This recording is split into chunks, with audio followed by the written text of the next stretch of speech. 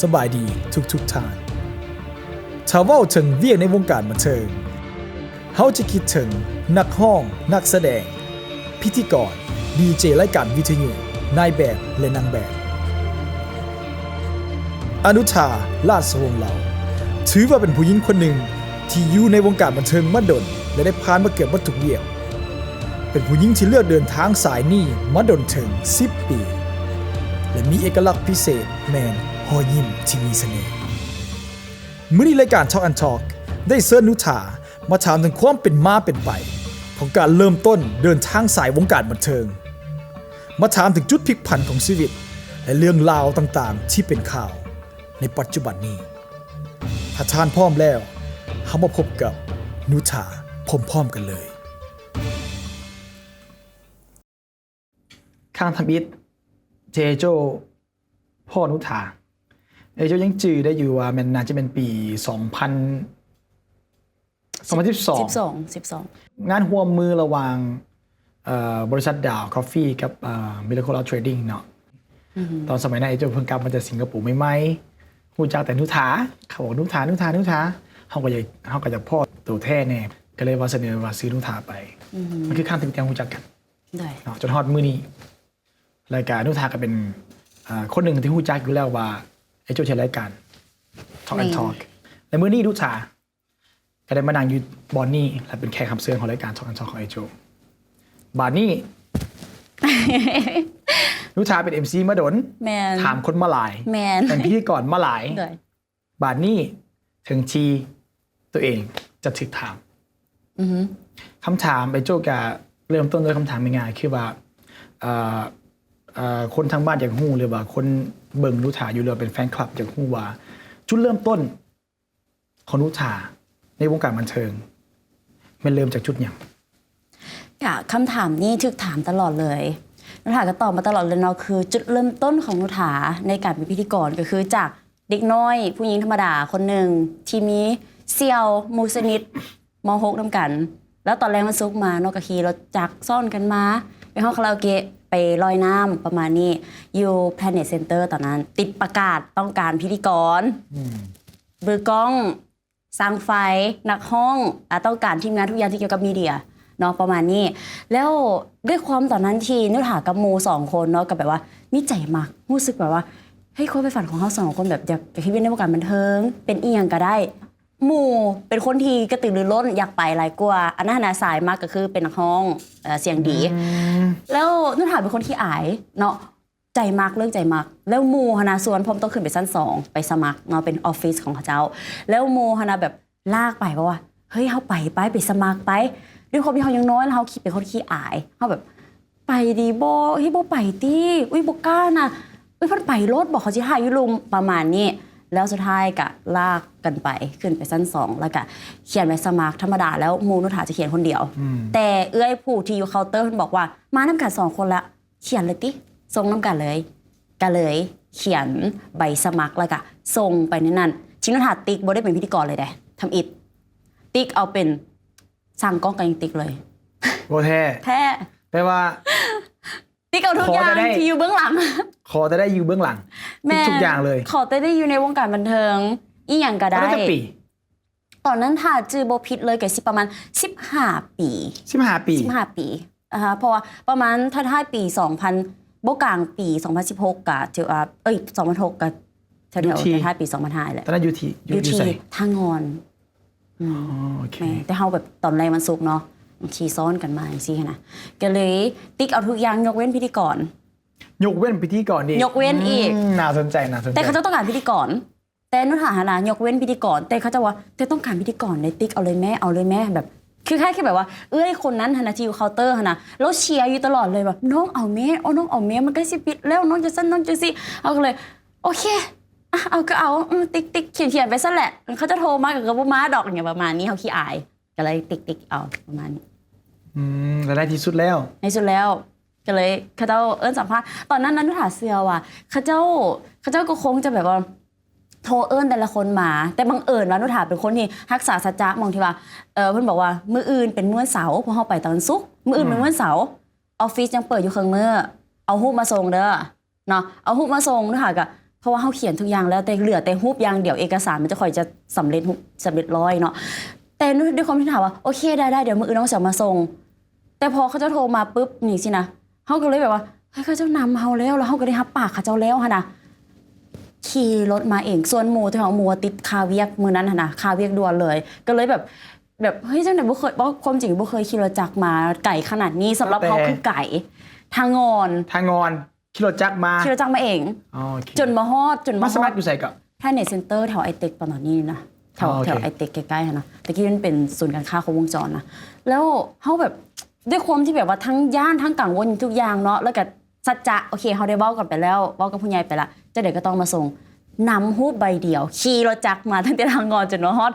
แถวไอเต็กเนาะไกเตอร์สำหรับเขาตอนนั้นขี่เอามาส่งให้รายการแล้วก็ทุกอย่างแล้วเขาจะก็เอิ้นมาสัมภาษณ์เอิ้นมาทุกอย่างได้ขึ้นกันก็ฝันเลยขึ้นก็แบบนอนอยู่ดีแล้วตื่นมาแล้วปุ๊บเฮ้ยเขามาอยู่ในบริษัทนี้แล้วประมาณนี้เลยอันนี้คือจุดเริ่มต้นตัวช่วยเองกับบุฮูในข้างทำอีเลยนะหันหัวงานกันบักอะไรงานไอ้เจ้ากับบุเคยถ่ายนึกเถอะเนาะเมื่อนี้ก็ฮู้แล้วว่านุธาได้มาย้อนย่างหน่อยก็เป็นความพยายามของเขาเนาะแล้วความพยายามแล้วแบบสิ่งที่เขาได้เว้าอย่างไปแล้วนุธาเป็นคนที่แบบโบกับคำรายการทำอิฐมารายการเป็นรายการต้องคิดซื้อกันเนาะเป็นรายการกับวัฒนธรรม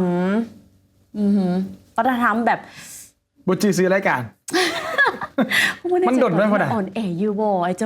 เพราะทุกคนน่ะพิธีกรทุกคนที่เขาเจ้าฮับในตอนนั้นนะถ้าจิโบพิษนี่ประมาณแบบเกือบ10 คน10 ปลายคนเลยทั้งผู้หญิงทั้งผู้ชายเลยเขาจะเอามาฝึกมาสอนเอาเป็นรุ่นบุกเบิกแล้วทุกคนนะต้องได้ผ่านรายการนั้นหมดเลยแล้วเป็นรายการที่แบบยากที่สุดเลยเชื่อได้เลยว่าคือนุธาตอนนี้นี่นะกลับไปเฮ็ดนั้นนุธาก็ยังคงว่ามันยากอยู่เพราะว่ามันต้องเป็นแบบว่าสถานที่สำคัญของเราเฮาแล้วต้องได้จื้อทุกอย่างรายละเอียดแล้วมันเป็นสคริปต์ที่แบบยาวเวอร์เลยแล้วเขาต้องว่าอยู่เป็นกรีนสกรีนเนาะเป็นสาเขียวด้วยและการจะไปสายอยู่ที่สายยูราวเลยยูลาสตาเลยในตอนนั้นเป็นของรัฐเป็นของกระทรวงวัฒนธรรมโอเคก็เลยกดดันจุดเริ่มต้นของนุชาเนาะไอ้ก็คิดว่าเป็นบางทีเขาก็คิดว่าเป็นพรหมลิขิตเนาะบางทีเขาก็เป็นความบังเอิญแท้ๆแหละมันก็มีจุดเริ่มต้นของมันแหละที่นุชาไปถ้าเมื่อนั้นนุชาบตื่นหรือว่าขี่ข้านซะรถตายสินุชาคงชื่อว่าได้เป็นนุชาทอทุกมือนี่นั่นคือจุดเริ่มต้นเด็ดสำคัญถามตืบอีกน้อยหนึ่งเกี่ยวกับเรื่องพิธีกร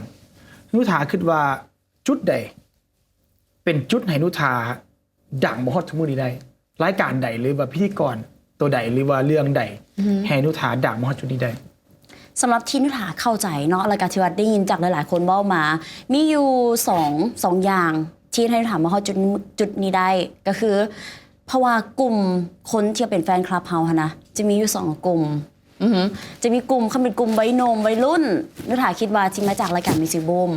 อีกกลุ่มหนึ่งจะเป็นกลุ่มผู้ใหญ่ของนุชาคิดว่าเป็นรายการสบายดีเมืองลาวเพราะเป็นรุ่นบุกเบิกเลยของสบายดีเมืองลาวเป็นพิธีกรยิง4 คนโดยอันนั้นถือว่าได้กลุ่มผู้ใหญ่นำแล้วก็กลุ่มที่ว่าเป็นคนลาวที่อยู่ต่างประเทศเบิ่งแล้วก็แฟนคลับแบบคนฮักแพงแบบแน่นเลยแหละไอ้จ้วยเคยเบิ่งรายการนี้มิวสิกบูมคือกันเนาะ2 รายการนี้เป็น2 รายการที่เห็นคนรู้จักนุชาหลายขึ้นคิดว่าเหตุผลหนึ่งเจจ้เอานุชามารายการประเด็นนี้เป็นประเด็นฮอต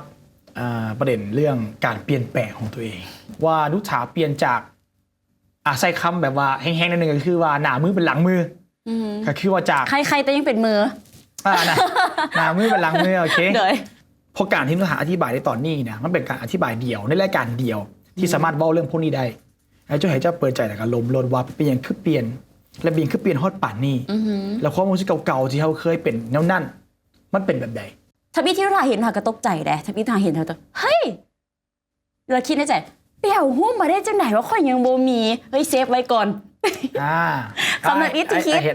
คำทำอิทธิฮิตเฮ้ยเปี่ยวมาได้ใส่เซฟหุ้มตัวเองไว้เลยอันดับที่1ขึ้นเป็นนุชาเลยเขาบอกว่าเนี่ยก็นางมาไกลหลายประมาณนี้เขาเห็นเขาก็ตกใจอยู่แล้วน้อยโจแต่ว่าแฟนคลับเฮาคือบางกลุ่มที่เขาจะแอนตี้เรื่องสัญญกรรมนะเขาจะไปคอมเมนต์เฮ้ยขึ้นมาแบบคือแจ็คสันแจ็คซี่แบบบางคนใช้คำหยาบเลยหยาบแบบแฮงเลยแหละคือนุชานะบ่ได้ซีเรียส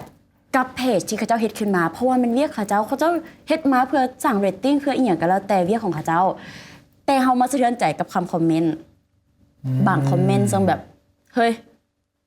ค่อยต้องน้ำตาไหลย้อนคอมเมนต์ตัวนี้บ่หรือค่อยต้องซีเรียสกับตัวนี้หลายบอนะมันแฮงหลายคือบางทีจนแบบว่า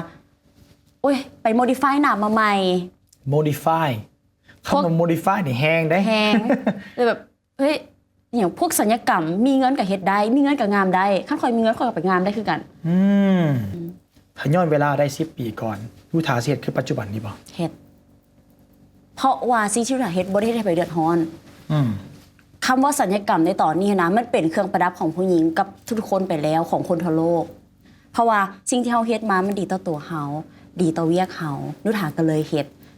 แล้วบอกเลยว่านุถาบ่ได้ไปเฮ็ดหยังมาหลายบ่ได้ไปโมดิฟายหน้าว่าคือชีเว้าคอมเมนต์นี้นุถาแบบเครียดแฮงโอเคว่าถึงเรื่อง modify กระเทือนได้ว่าถึงเรื่องศัลยกรรมแล้วเอาจี้เข้าไปเลิกกันอีกนุถาเฮ็ดอีหยังแน่ทำอิฐที่เฮ็ดเห็นได้แจ้งเลยก็คือดังเฮ็ด 100% โอเคโดยเป็นการเสริมบ่แม่นการฉีดฟิลเลอร์อีกเอาไปการเสริมก่อนเสริมเลยเสริมโดนละตั้งแต่ปี2012แล้วหลังจากนั้นปุ๊บก็ขึ้นรับรางวัลอยู่ลาว Entertainment Award สาขาพิธีกรหญิงยอดนิยมเลยตอนนั้นสังเกตได้ขั้นไปเห็นก็สิแบบหน้ามันถากแบบเริ่มเปลี่ยนจากจุดนั้นไปเลยเพราะว่าจะเป็นช็อตที่แบบถึงท้ายรูปหลายที่สุดแล้วชิงที่หนาเฮ็ดต่อมาอีกสิโบท็อกตบแต่งหน้าธรรมดาเชื่อว่าสัญญกรรมกับสัญญกรรมเชื่อว่าตบแต่งกับตบแต่งโบท็อกสลายกรามมองนี้ไอ้เจ้าก็เฮ็ดมันบ่สลายเชื่อว่าทุกคนต้องเห็นมันเป็นการตบแต่งสลายจะได้กับโบเบิร์ตกามันใหญ่พวกนั่นแหละกะชื่อว่าเฮ็ดเท่านั้นก็น่าจะเป็นเท่านั้นแหละเพราะตานี่กับโบก้าเฮ็ดโบก้ากรีดมีความคิดอยู่แต่โบก้าแต่ว่าติดเทปดังแล้วแควน้ำแควนี่ดัดแควใช้เวลาดัดนี่ปกติก็จะ2 ปีขึ้นไปดัดแควเล็กดีป่ะโอเค3-4 เดือนเท่านั้นที่นุชาเฮ็ดเพราะว่ามันจะเป็นปีที่2ของงานลาว Entertainment Award แล้วนุชาเป็นพิธีกรงานนั้นนุชาบ่ต้องการให้ยิ้มแล้วมันเห็นเล็กเห็นอีหยังสินะเพราะนุชาเป็นคนที่แบบมั่นใจที่สุดเวลาที่ยิ้มแล้วเห็นแควตัวเองขาวสะอาดก็เลยว่าใช้ประมาณเวลาประมาณ3-4 เดือนโดยที่บ่ได้ลกแควแต่ว่าเป็นการเลื่อยวางแควเพื่อเป็นการกระซับเขาเพราะว่าที่เฮ็ดย้อนหยังย้อนเพราะว่า1ปรับโค้งหน้าเขาได้น้อยนึงนำเนาะแล้ว2ต่อมาก็คือแควเฮาเวลาที่อายุหลายไปแล้วเนาะแควเฮามันจะแบบมีการกิ้วโตเข้ามันจะกิ้วโตเข้าแล้วคือคนที่แควตีบกันดีๆนะมันอาจจะสามารถเป็นที่แบบแควเบิงคือห่างได้มันหาย่านที่สุดตัวนั้นขออยู่ต่างประเทศโดนพูดบอกว่ากิ้วโตเข้าแปลว่าหยังวะมันจอยเข้านะมันจอยเข้ามันจอยเข้ากิ้วโตเข้าคือแอลกิ้วนี่ป่ะแม่คำว่ากิ้วตัวเดียวกันนั่นแหละโอเคนั่นแหละน้อยก็เลยย่านในจุดนั้นเป็นคนที่แบบย่านที่สุดเลยก็คือย่านแควงามก็เลยต้องไปเฮ็ดมามันก็3-4 จุดก็บ่ได้มั่งแบบคือเขาว่าแบบว่า modify ท่านผู้ชมสิอธิบายคำว่า modify ฟัง modify เขาใช้ในการเป็นรถนะเครื่องจักรรถของเจ้าไป modify คือตกแต่งใหม่คำว่าตกแต่ง modify นี่คือการยกเครื่องมั่งเป็นโฉมหน้าใหม่เนาะมันค่อนข้างจะมันบ่เหมาะสำหรับการใช้พวกการเปลี่ยนแปลงพวกนี้คำศัพท์บ่ถูกต้องแล้ว modify ถือว่าแฮงเข้าใจในความรู้สึกของคนที่คอม